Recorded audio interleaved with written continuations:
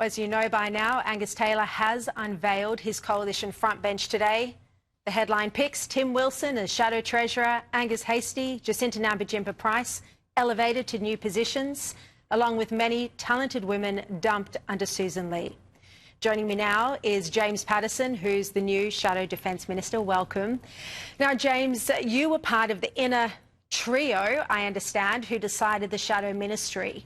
So what message were you sending with this new frontbench? Well, Shari, frontbench is always a matter for a leader, but of course I provide my best advice to Angus Taylor or any other leader who seeks it. And I'm really excited about the frontbench that he has unveiled today. It puts some top performers back in frontline roles. People like Andrew Hastie and Jacinta Nampijinpa-Price I'm delighted to see in prominent roles again. It brings forward some new talent in new roles, like Tim Wilson as Shadow Treasurer, who will be absolutely formidable, Claire Chandler as Shadow Finance Minister, and also seeing Jane Hume return to a senior economic role, which is a critical focus for us. And then there'll be some names that are probably not household names yet, but I think will be in the future. People like Aaron Violi and Matt O'Sullivan, who are getting their start in the outer ministry, and some new talent in the junior ranks of the ministry. People like Garth Hamilton and Henry Pike, Ben Small, many others. And a really beefed up policy development capability that Angus has signalled is a real priority, with Zoe McKenzie and Simon Kennedy leading that process for us. These are highly capable, highly qualified people who've got a really big intellectual contribution to make to the task ahead. We understand we've got a lot of work to do, but I think we've got an outstanding team to do it. I think the two key areas are national security, which encompasses, immigration as well, and then the economy.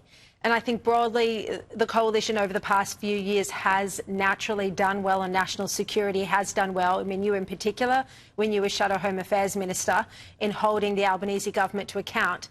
But on the economy, I mean, there's, we've just had our first interest rate rise. There's so much vulnerability here, but the coalition hasn't made inroads despite the cost of living crisis. Do you think that Tim Wilson, as Shadow Treasurer, would do a good job in this regard? Oh, look, I've got no doubt at all about Tim's capabilities. He's an outstanding campaigner. He's demonstrated that by being the only person to win a seat for the coalition at the last federal election, taking it off a teal for the first time ever. And, of course, infamously ran the highly successful campaign under the Morrison government against Bill Shorten's franking credits changes. And right now, the Albanese government is contemplating breaching another election commitment to raise taxes on housing through an increased capital gains tax.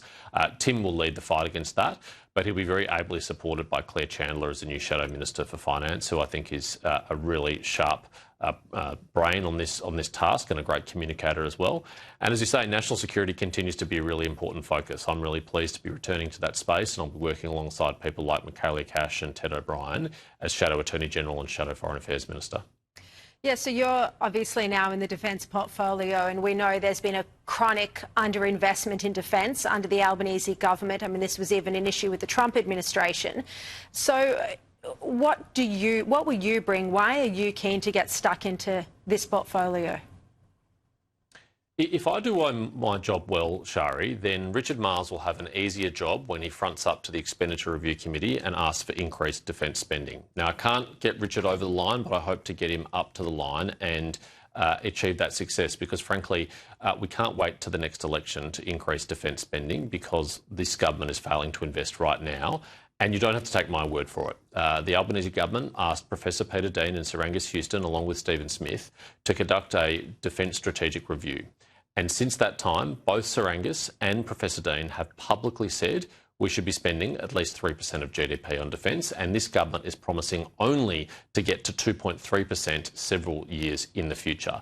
That's just not adequate for the strategic environment that we face. It is not meeting the challenge of the moment, and we can't afford to delay. So that will be my laser-like focus, convincing the Albanese government to invest in defence in the way they need.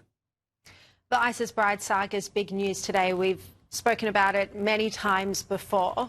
Look, the Prime Minister says that this cohort have made their own bed, but yet it still seems he's going to allow them to travel to Australia. Is that how you read it? Well, it's simply not good enough. The government has powers available to it to keep these people offshore. They can apply for temporary exclusion orders to keep them from returning to Australia, And of course, it looks like they have once again cooperated by providing at least passports, possibly citizenship by descent, to these ISIS brides and their dependents so that they can come home to Australia. And I have to say, I'm particularly disturbed by the revelations, I think it was by Andrew Green in the Nightly First today. It was, yeah. That Jamal Rifi, an offsider of the Home Affairs Minister, is organising freelance repatriations for members of a terrorist organisation to come to our country. Now, Jamal Rifi is the chair of the Friends of Tony Burke. He fundraised for Tony Burke in the election campaign and campaigned for him. And it now appears, according to these media reports, he's fundraising and organising to bring terrorists to Australia. That's appalling, and Tony Burke should front up and explain what he knew about this, when he knew about it, and what he's done to stop it. Especially given the revelations that I just reminded viewers of, that Tony Burke, had this meeting where he asked the Home Affairs officials to leave so he could have a private discussion with the Save the Children group. Exactly right. Well, exactly right, Sharon. You broke that story several months ago, and it was yet more evidence this is a government that doesn't take national security seriously and has things to hide.